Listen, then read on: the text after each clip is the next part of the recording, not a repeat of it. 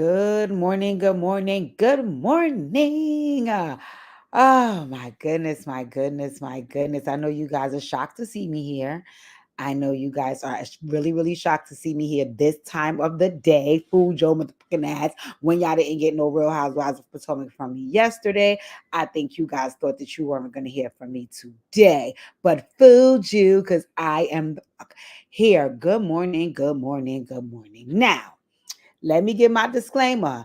Y'all might hear me get real hyped up, and y'all might hear a lot of dramatic uh, references come from me, and y'all might hear a little bit of screaming and yelling. But let me tell you the fuck why. Because when I tell you these bitches, Housewives of Atlanta clocked in, you hear me, Atlanta. What am I talking about? When I tell y'all these bitches from Real Housewives of Potomac clocked in, they clock the fuck in. Oh my God. This episode was so good. This episode was so fucking good. When I tell y'all so good, so good. So let's get into it. Hey, ladies and gentlemen, and welcome to my review of the Real Housewives of Potomac. This is season 9, episode 5, right? So it starts off but once again, Mia and your girl Karen at the table. And Mia is telling this whole theatrical story about, oh, well, one time, Karen, you butt dialed me when me, you, and my other friend, one of the other bitches that Mia invited there, was hanging out. And hold on, you guys, because they're doing construction by my house, and I'm not going to stand for this. Give me one sec.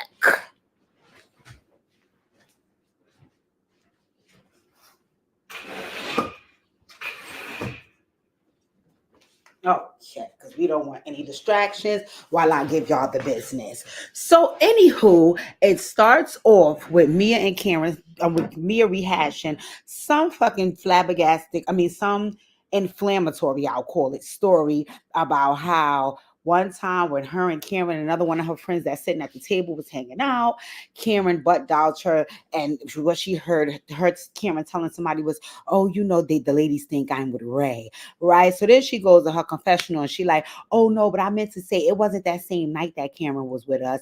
It was the next morning when Cameron had said that. And you should have just seen the look on Mia's face. You could see that she was gloating, feeling like, hey guys, I have something on Karen, right? Well, honey, y'all know Aunt Karen don't play with these hoes. Aunt Karen was like, okay, girl, that's what you heard. Okay, and that's what you trying to say? Mm-hmm.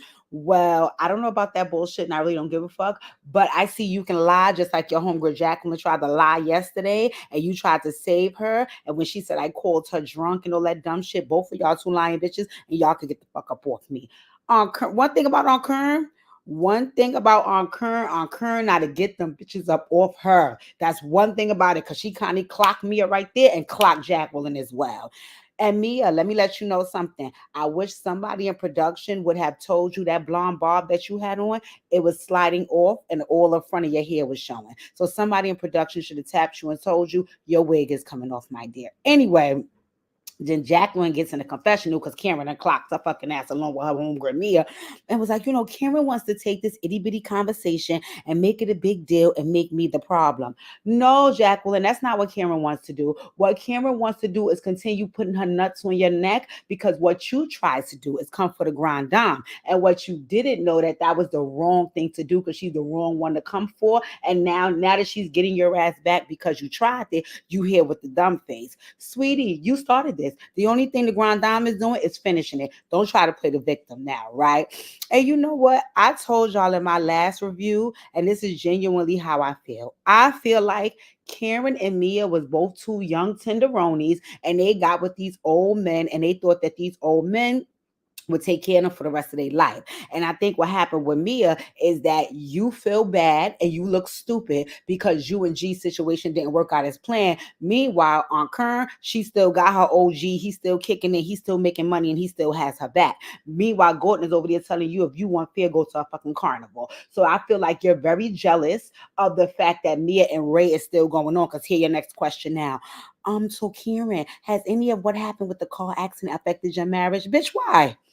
Why do you care? Is that any of your fucking business? No, you want to hear that it does so you could gloat in that. But one thing I love about Aunt Kern, and that bitch ain't 60 plus for no reason. She has some wisdom. She was like, sweetie, I'm going to tell you like this. We're human, but we're solid. Okay. I'm grateful for Ray. He got my back and I love him. That's right, on Kern. Don't get that bitch no ammunition. That's right. Because all she want to hear is your marriage is in shambles because hers is. Girl, get the fuck out of here. So now the dinner is over and the team split up. Well, honey, it's Team Mia and Team Cameron. Because remember, y'all, Giselle was not there. Last episode, she said she had to go to Adore an Angel's cap and gown ceremony. So, anywho, the team split up. And I'm gonna say this right now, FYI, Giselle, PSA, and if somebody could get this to Giselle, y'all let her know. Giselle, if you're smart, my dear, you better get in the ring and you better start windmilling. You better get in the ring and you better start windmilling. And your best bet would be the windmill with Mia because the Grand Dame is planted solid. The Grand Dame is planted solid. When you and her windmill, everybody takes the Grand Dame side. So she already has her seat. She's already solidified. But Mia is still shakeable and movable. So, girl, I suggest you get in the ring and start tangling with her. Now, Giselle, I know your issue with that. Your issue is going to be you don't really care about tangling with light-skinned bitches. You only care about tangling with the dark-skinned bitches that look like every bitch that Jamal cheated with you on, i.e. Phaedra, i.e. Tweet, i.e. Malaysia. So you probably don't even recognize that Mia exists because she don't look like none of the women that Jamal cheated on. But you need to recognize she exists because she's gunning for your spot. She is gunning for your spot. And really and truly, it ain't you personally. It's the top spot, which is why she going neck and neck with Karen. But see, what she does not know is on Karen can't be dethroned. On Karen cannot be dethroned. And the way you moving, Giselle, you about to let her dethrone you. So if you smart girl, that same ammunition that you pulled out on the dark-skinned women, Candace and Wendy, it would behoove you to pull out that energy on Mia. Because if Mia is sitting front seat, her and Karen again at this next reunion, baby, you might just have to go on a podcast with ROBYN. So I'm telling you, girl, you better pay attention and fight for your spot. And don't fight on Kern. Don't fight on Kern. You better start windmilling with Mia because the name of this game is chess and not checkers. But anyway, when the dinner party split, like I said, everybody going in corners. Team Mia. Team Mia is Mia, Jacqueline, and Ashley. And then Karen is Karen, Wendy, Stacy, and Kiana, right? So in their private conversation, Ashley...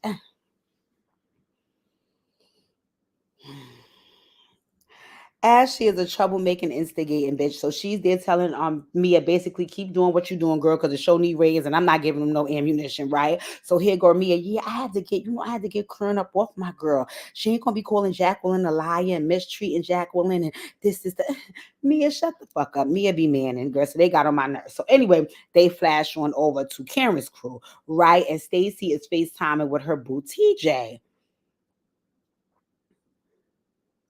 Anyway, so something that I noticed is that I was made aware that Jazzy came on the show through Mia, but it seemed like Jazzy may have cemented herself in the Karen clique because I see her more over there with them. I don't know. We'll see how that goes in the future, right? But it's a couple of minutes before Wendy's 40th birthday. Her birthday is at 12. And so I'm like, okay, no problem. Hold on, you guys.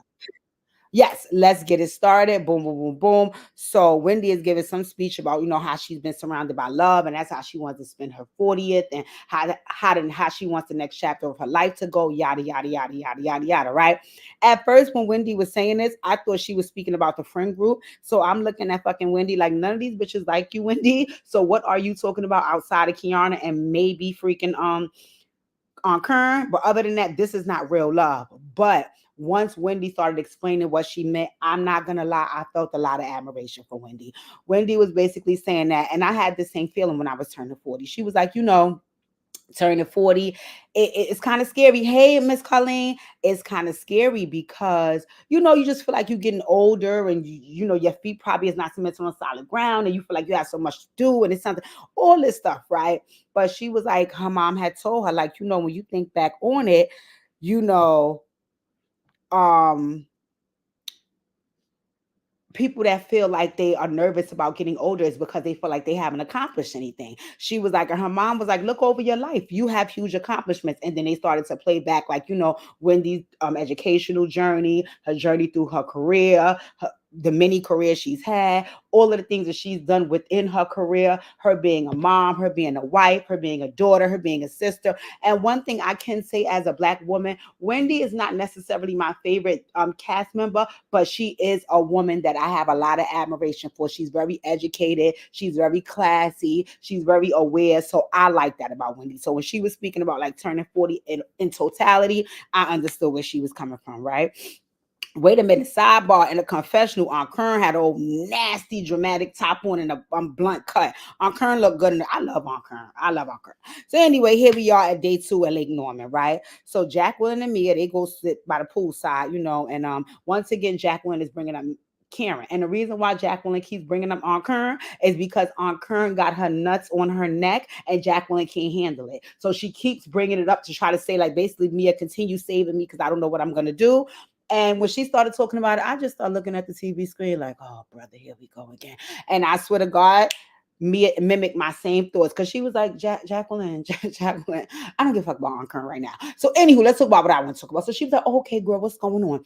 So, she started telling her how Gordon started texting her that morning. And basically what Mia was saying was the reason why he started all that drama in the morning is because he want to ruin her time because she's away. Anytime that she's away, it's always some BS with him texting and calling. And he reached out to her about an IG post all the way from April and so on and so forth. And sometimes his bipolar diagnosis, it takes the best of him, and I'm trying to be there to support him, and I'm trying to do everything for him, and I'm trying to hold him down, but I'm also trying to make it clear that we're not a couple anymore. And I'm not gonna lie, y'all, I do not believe one fucking word that comes out of Mia's mouth. Not one. I'm sorry, I don't even believe me as a woman, to be, if you want to be honest, right? So for me, when she was saying all of that, I just was looking at Mia like, okay, when is this segment going to be over? Because really and truly, I don't want to hear shit Mia has to say. I don't believe her.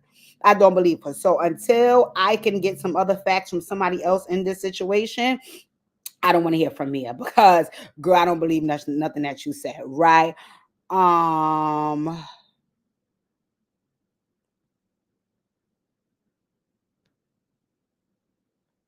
Anywho, so after she brought up that conversation and blah blah blah, like I said, I'll circle back when I get something from Gordon or what's his name, Ink or something. I can't with her, right? So next, oh, this part was so nice. Oh, Miss Carlene said, I'm so glad the Grand Dame clocked. Oh, girl. Miss Carlene, when I tell you the Grand Dame was clocking like there was no tomorrow, clocking like there was no tomorrow, clocking these bitches. And you know what I like, and I said this later on in my notes, I like that the playing field is now level, because before it used to be a whole group of women on one or two girls. Now it's like five here, and bitch, we rumbling, and I like that. I don't like when it's the whole gang up of one person. So that's what's making the show even better, because it's like, oh no, bitch, you clocking, then my homegirl clocking, and they homegirl clocking, and your homegirl clocking, and we all clocking, and may the best clocker win. So I was so here for this episode just now. So then they flash to Giselle, and she's discussing her daughter's Angel in the Door, and they're graduating. And I want to be honest, I really, really, really, really like this part of the show, right? And I really, really admire the Bryant's evolution as a family, because when this show first started, whatchamacallit was cursing Jamal the fuck out and saying he be giving up dick everywhere in Africa. Dumb little girls look like they did not want to be bothered with Jamal. And they also looked like to me that their mother got on their nerves and they were just tolerating her. That's what I got from like season 1, 2, and 3, right? But as the show goes on, you can see that Giselle and Jamal have gotten better with co-parenting and being friends. You can see that the daughters now like their dad and want to be around them and want to reach out to him and talk to him. He's coming around more.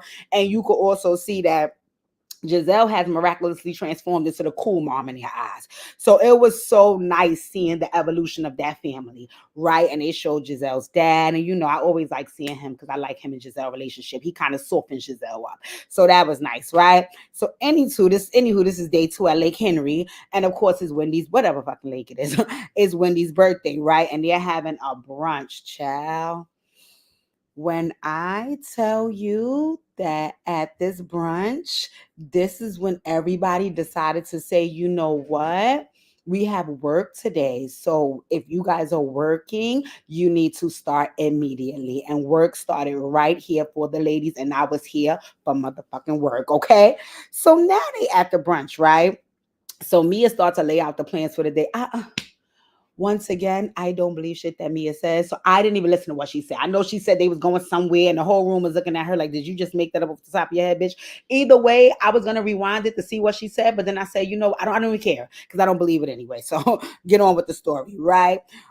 So Giselle called and she was wishing Wendy a happy birthday on FaceTime, and she was letting them know that, she's about to be heading her way back. She's finished with her daughters, blah, blah, blah, blah, blah. So when she hung up the phone, because that was really nice, she called Wendy, she did like a fake birthday song and dance, so on and so forth. So when she hung up the phone, Wendy was, Aunt Kern was like, that's really nice that y'all came a long way, Wendy. So Wendy was like, yeah, pretty much we did. And that's how I want my 40s to be. Like, I'm about forgiveness. I'm about Zen. I'm about, all of this beauty. Oh, yeah, Miss Carlene. Carlos, that's how I started calling her Mia B. Manning. I got that from Carlos. He called her Mia be lying, and I call her Mia be manning. Exactly. She does both. She irritates me bad, girl. I cannot stand Mia. So anyway, as Aunt Kern is saying, y'all came a long way and it's nice to see y'all. Jacqueline chimes in and she was like, yes, because you have to learn to let stuff go, and you don't need to hold on to grudges and blah blah blah. So now here Mia, because once again, Jacqueline and Mia, they tag team. They Benson and Stabler, right? So here Mia chime in. Oh yeah, because when you hold grudges, that makes you a mean old bitter bitch. So Stacy looked at them and was like, well, who are you speaking about, Karen? So here go punk ass fucking Jacqueline. Oh no, that wasn't about Karen, right? So after a while, Kiana chimed in and she was like, listen, y'all leaned on the Grand Dame all last night, all yesterday, all last week, all last month, all last year. I don't want to hear that shit today. I'm done with it. Y'all lay up off the Grand Dame. So even Jazzy was like, come on, like it's enough already, right? So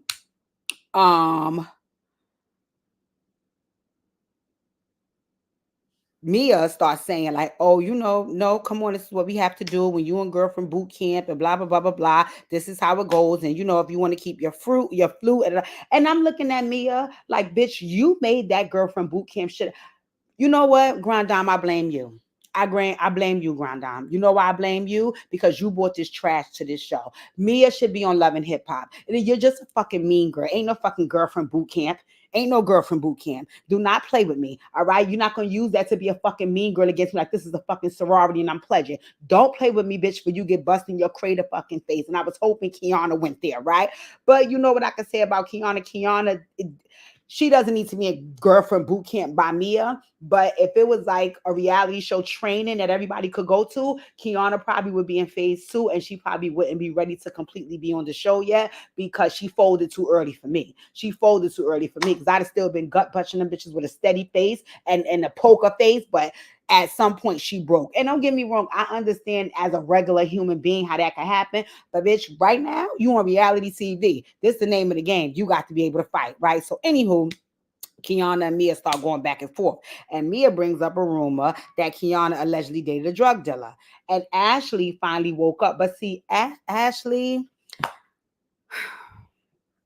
another one.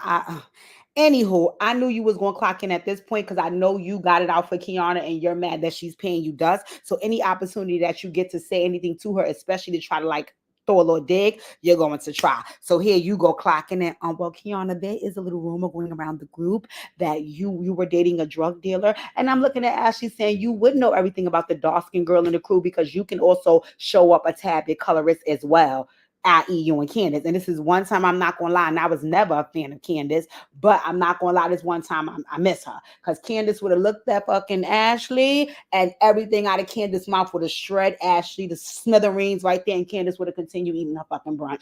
Because she did not play with you, Ashley. But anyway, Ashley starts to tell Kiana that's the rumor floating around the group.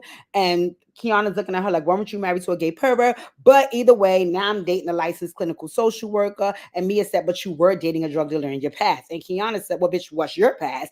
And she said, let me hear your motherfucking whole facts since we talking about past. And she said, well, I was an ex-stripper turned millionaire, so I didn't have to go to the streets. Speaking about Kiana dating a drug dealer, Kiana looked at her and said, and I swear to God, as Kiana was saying it, I was saying it with her. Bitch, you are the streets. Mia, do you know if I was dating a drug dealer that would have came in your strip club and paid you to eat my coochie off the bone, bitch? Do you know that could have happened? Do you know? So you telling me I didn't have, you didn't have to go to the streets, bitch? You are the streets. You're the gutter, okay? You're the sidewalk. You're the sewer. I cannot, girl. So anywho, Stacy cracks me. Oh yeah, Miss Carlene said, I don't understand why Ashley is on the show with her no story. Thank you, Miss Carlene. Me neither. You know why? Because she's a slick. I can't. Oh girl, she's so crafty at the way she do things. Because the way she did Kiana, I wish I was right there. See, Wendy don't know how to really support her friends in those moments. She know how to come after the fact, but she don't know how to support her friends in those moments in the right way. Because once out of her, she was trying to get Ashley, but not the way Ashley should have got. But anywho, I was cracking up as Stacy. Stacy is in them confessionals, gagging and shading. Stacy was like, "Oh my word, what is going on here? Like, I just cannot believe this. Like, what is taking place? Well, what these things are not true. Did she really date a drug dealer? Who knows? Is Mia really? No, Mia really was a stripper. Oh, that's sad. I was cracking up. I love me too, Miss Carly. I love Stacy. She is the perfect addition to the show because she is gagging but also shading and it's so classy and funny. I love her there, right? So then Mia brings up the stitches that Kiana had from the fight she had at the GNA event. And Kiana said, well, bitch, you can relate because you tried to give Wendy stitches when you assaulted her. Like, bitch, don't go low because I can go lower, right? So then Jacqueline once again tries to jump off the ropes for her homegirl, talking about, oh, well, we don't have to harp on people's past. And Wendy finally clocked in and was like, excuse me? Well, tell that to your friend because she's the one who brought up Kiana's ex-boyfriend. Jacqueline, shut the fuck up. And why are you there as well? So anyway, here comes Ashley again. Anything to say something to Kiana because you want her fucking attention, right? So she says, well, do you have a scar on your forehead? Ashley, you're a feline. That's what I call you're a feline. You're very slick and treacherous and cat-like. You're a feline because you can pull some of the most Karen-esque moves I've ever fucking seen. I cannot take it, right? That threw Kiana over the edge. Kiana was like, bitch, you of all people, you don't ask me nothing about no motherfucking scar. Don't ask me a motherfucking thing. So Kiana just went buck wild, right? She lost it right there because I guess she had been rumbling with Mia so long, and down here you come jumping in and bringing up a traumatic situation where she already brought up my old drug dealer man, who I think is the man that died. So I think Kiana just got overwhelmed, right? So she just had a breakdown right there and left. And here go Ashley. What did I do? What did I do? She said she had a skincare line and she was obviously talking about the skincare line. So I wanted to know if that is what you use to cover up your scar because I really don't see anything. Ashley, we know you don't see anything because you also couldn't see when Michael was grabbing all the producers' asses. You didn't see that either. So of course you wouldn't see anything. You never see any fucking thing. You still girl. So anywho, once again, it made me miss Candace because Candace would have called Ashley every lowbrow classes, disgusting mutant under the sun without even blinking twice, and had Ashley pop the pin again. Kiana fucked up because for me, I did not like you letting them make you run out like that. And granted, don't get me wrong, in the regular real world, I understand completely what happened to Kiana. That probably would have happened to me too, right? You guys are throwing daggers every which way. You bringing up my past. You clocking me every. I understand her getting frustrated, but once again, bitch, you at work. You at work. Clock in, okay? Clock in. And a part of clocking on reality TV is making sure these bitches don't see where your weak spots. You have to make sure that. So even if you go later on that night and cry on your fucking pillow, you never let them see you sweat. So I just was like, damn, they got my girl Kiana. But she was able to regroup. She was able to regroup. So I like that. She got it together. She came on back, right? And but that's the thing. Once they saw your weak spot, now you see Mia laughing at you, talk about don't dish it if you can't take it. And Ashley and her confessional talk about I just asked an innocent question. Girl, shut the fuck up. So anywho, Stacy is now trying to recenter the group, and she's like, "Come on, you guys, let's get it together." Mia's pretty much like, "Bitch, shut the fuck up. This is girlfriend boot camp, and I'm holding it on these bitches." Kiana came back, and she was like, "Check this out, bitch. You right here. You don't have that leverage to say shit to me. That's the bottom line. The long and the short of it is you don't ask me nothing, don't say nothing to me, don't talk about me, don't look at me, don't stare at me, don't walk next to me because I might dog walk you. Got it? Got it. Okay. So now my home, my current clock's back in. Hey, hi, yes, you Jacqueline. I want to be a little messy with you, bitch, because you tried to play in my motherfucking face, and now let me play back in yours since I know you cannot handle me. Let me sit my nuts on your neck. So, Jacqueline, aren't you trying to work it out with PP? Now, PP is Jacqueline's parental partner, aka the person she co-parents with her kid's father, right? So Jacqueline says, that's what's going on. We're doing the best that we can. So Karen was like, are you now? And you're sticking by his side with a little 25 convictions? Jacqueline, the way Karen gagged your motherfucking ass and how mortified you was so gratifying for me to see. Okay, Karen, you're bottom of the barrel. Like, why would you bring up a man that's not here? You're low. Why are you picking on me? I'm just trying to just be concerned for you. And you know, that's not fair for you to bring up. Karen was like, bitch, you want fair? Because you heard what G said. You want fear, bitch, go to a carnival. You get no fear from me because you played in my motherfucking face and brought that information back to the group to try to defame my character. And then when I found out and I put my nuts on your neck, now you want to try to act like you a victim. There is no victims in this group, bitch. It's fair game and I'm on your ass. So Jacqueline is scared to death. She gets up and she go sit by Mia like, Mia, help me, protect me, provide me. And Mia is literally turning into the man that she is in those moments because she sees she cannot save Jacqueline, and Mia and me and Aunt Kern is on Jacqueline's motherfucking head top. So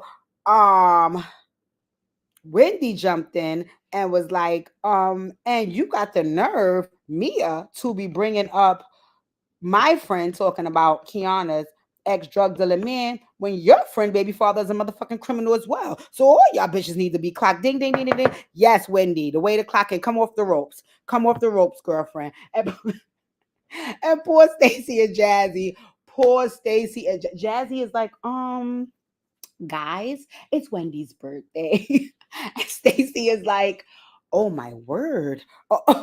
Oh my God. Who the hell? Girl, I am cracking up at them because they like, listen, y'all is gagging us and we trying to be a part of this friend group, but this friend group is very fucking scary, right? So here comes Jacqueline becoming victim Valerie and saying the grand dame is a horrible person and da da da da da and dee dee dee dee. And we like, girl, and then she gets up. Jacqueline, you know what we were secretly hoping? We were secretly hoping that when you got up, you just left the whole production as a whole because your services are no longer needed here. We do not need you, and neither does Mia. I don't know why she's making you feel like she does, but either way, we didn't care, girl, bye, right? So now, because I told you, the girls clocked in at this lunch. So now the nightmare brunch is over. The nightmare brunch is over. And my Aunt Kern is like, yeah, I got these bitches up off me. They know I'm not here to play with them. They will not play with me again, or they will feel my motherfucking wrath because I don't play with these hoes. Yes, Aunt Kern, I'm here for you, not playing with these hoes, right? So now they retreat back to their little corners because Team Kern is winning. Team Kern is winning. So now they have to retreat back to their little corners and now get their ammunition back up because they got to go back out the war, right? So now in the back, these bitches are starting to play dirty.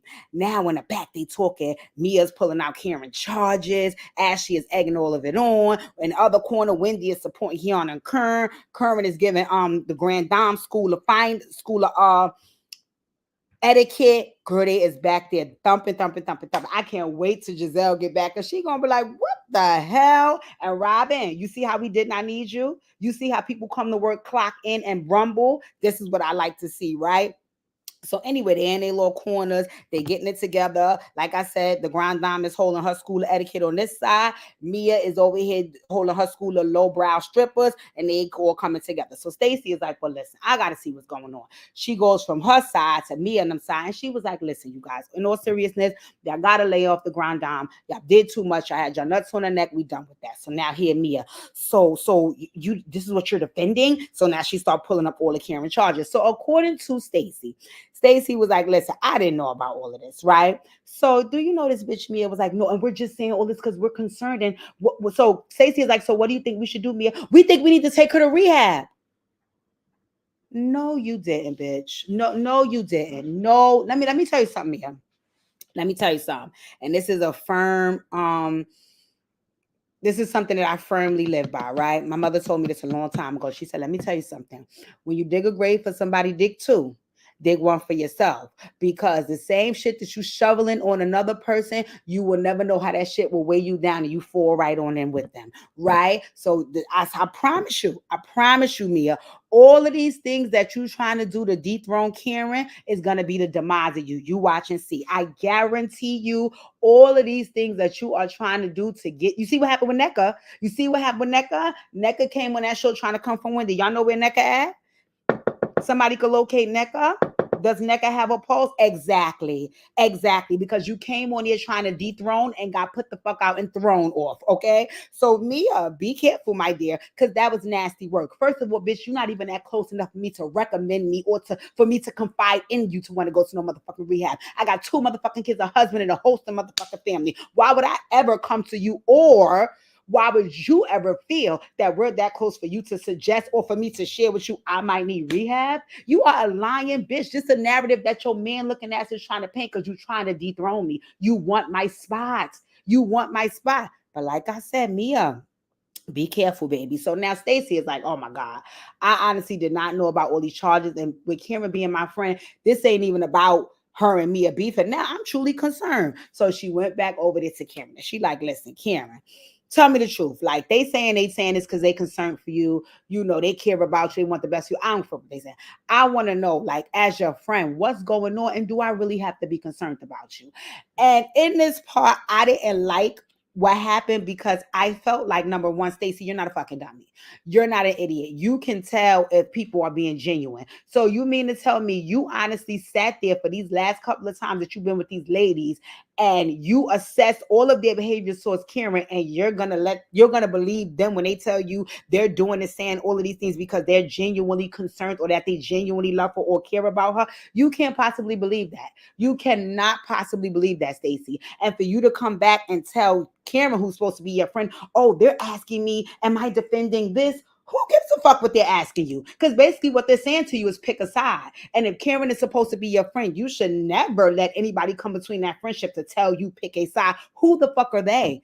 They're not in your friendship. It's only you and Aunt Kern. So I didn't like that part because I'm looking at it like, Stacey, what the hell you coming over here to me for, Aunt Kern, talk about some, oh, this is what they said. Who gives a fuck what they said? You seen what they did all the time since you've been around. Them bitches is against you. So don't tell me nothing they motherfuckers said. So I'm looking at Stacey like, girl, you ain't that naive. Don't play on Aunt face, bitch. If you want to switch sides, just say that. So, anywho, Karen looking at her like, she said, sweetie, again, those are the allegations. Like she said, when you get arrested, yes, they're going to put the allegations out on you. It's up to now the court case to prove if those allegations are solid or not. And because we're now in litigation, I cannot discuss that. If you afraid, bitch, then jump shit. Oh, well. But they didn't get to all of that conversation because it ended up going off. Let me tell y'all, y'all better clock in. Y'all better clock in on Sundays at 8 o'clock. You better clock in because these Potomac bitches is gnawing at each other necks and they doing reality TV in the right way, right? Because we got all of these reality shows where either you never understand what the issue is, you just see fighting, or you do have an issue, but it never gets resolved, or it's all of these outside entities like colorism. And no. What they're doing right here on this show is they're showing no, women can tussle and go through it and have their ups and downs, but we can also resolve that and move forward. It just takes a whole lot of work to do so, and we're showing you what the work look like. I like reality shows like this. I like it because once again, they in there tussling, but they also tussling clean, and they also at the end they're gonna come up with a resolution. I can get behind that, right? They came to motherfucking work this episode, and I was proud of them. Y'all tune in because soon we're gonna have 2 shows. Married to Medicine, and they're gonna be tussling on there too. And I'm here for both tussles for both shows. But ladies and gentlemen, thank you for tuning into my review. Let me know what you think. Let me know that I missed anything. Let me know if there's something that I may have overlooked. Let me know if you disagree with something. Please do not forget to hit the thumbs up on this video. And thank you for tuning in. And I'm forever Team Grand Dame.